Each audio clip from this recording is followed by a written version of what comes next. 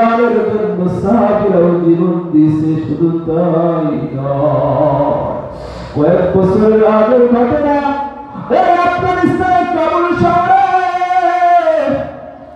আজকের যেভাবে এই মাদ্রাসায় পাগড়ি প্রদান করা হবে, ওইভাবে আফগানিস্তানের কাবুল শহরে একটা ঘটনা, ওই মাদ্রাসায় 100 জন হাফেজ পাগড়ি নিবে। হাফেজদের মনের মধ্যে অনেক আনন্দ, বাবা মায়ের মনের মধ্যে অনেক আনন্দ, আত্মীয় স্বজনের মনের মধ্যে অনেক আনন্দ। আমার ছেলে থাকবির ছেলেরা বড় আনন্দ, ছেলেরা নতুন জুব্বা পড়িয়া পাগড়ি পড়িয়া একবেলায় জড়ো হয়েছে, আত্মীয় স্বজন জড়ো হয়েছে, কাফের মুশরিকরা দূর থেকে ফলো করেছে। ওই কাবুল শরীফ মাদ্রাসার প্রতি হামলা করিয়া সমস্ত হাফেজ ছাত্রদেরকে মেরে ফেলাইল। দুঃখজনক ঘটনা, যখন মেরে ফেলাইছে একটা মা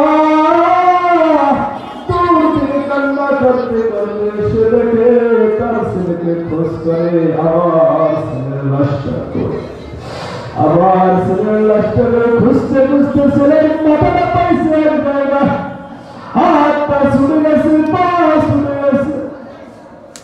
ইতিহাস সাক্ষী, ওই মা ছেলের মাথার চুমা খায়, আর ছুটে হাতটা হাতে মায়ের রেখে মা বলে, বাবা তোমার হাতটা শরীর থেকে আলাদা হয়ে গেছে। এই সময় একজন সাংবাদিক এসে মায়ের অনুমতি জানতে চান, ও মা তোমার অনুমতি কি বলো, তোমার ছেলে শহীদ হয়ে গেল।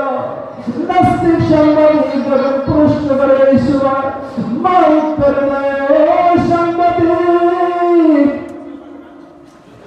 সারা বিশ্ববাসীকে এটা জানায় দিও, আর কোরআনের হাফেজ ছেলেদের পাগড়ি নিবে।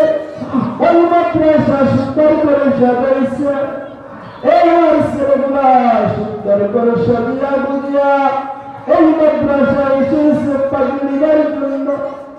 আমরা পরে দিছি, ওই সাংবাদিক শুনে রাখো, শুনে রাখো, আমার ছেলেকে হত্যা করেছে।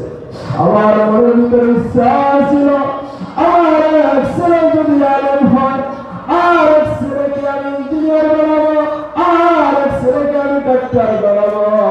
ও সাংবাদিক সাহেব, শুনলাম শুনলাম সারা বিশ্ববাসীকে জানে না আমার এক ছেলেকে যত বড় শহীদ করে ফেলাইছে।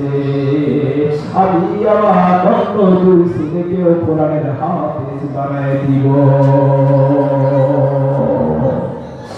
আমার বাকি দুই ছেলেকে কোরআনের জন্য আল্লাহর রাস্তায় দিয়ে দিব।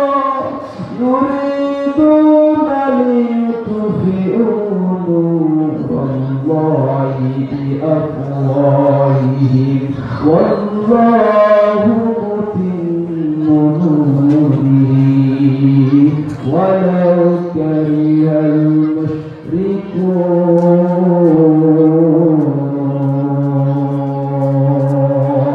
ওই কাফের বেঈমানরা যদি চায় তারা তাদের মুখ দিয়ে কোরআনকে নিবে দিবে। আল্লাহু মুতিম্মু নূরিহি ওয়ালাউ কারিহাল মুশরিকুন। আমি কোরআনের প্রতি আল্লাহ জ্বালায় দিব, যদিও নাকি কাফেরদের অপছন্দ হয়, আমি কোরআনের প্রতি জ্বালাইতে থাকব। যদি আগুন